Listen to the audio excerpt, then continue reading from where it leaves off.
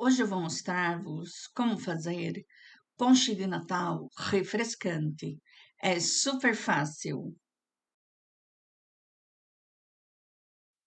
8 morangos,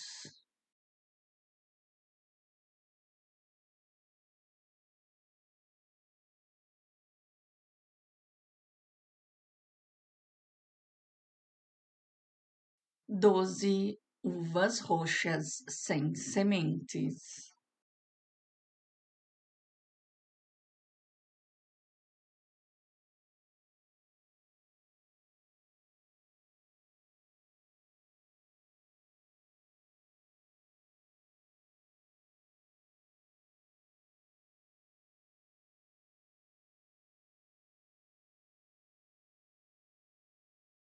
3 laranjas grandes,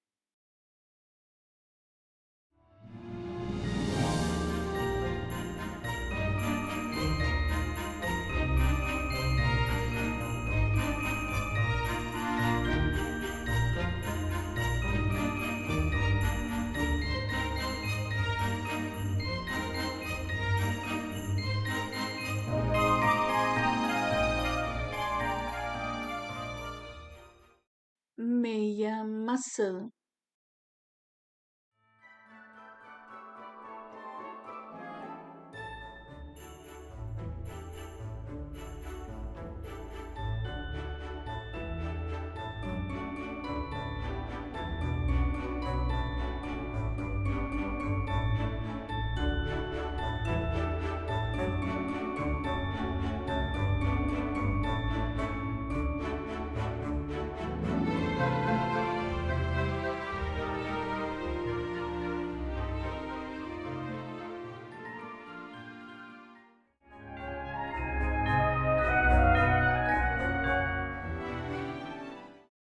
A seguir, se quiseres, podes pôr um pouco de açúcar.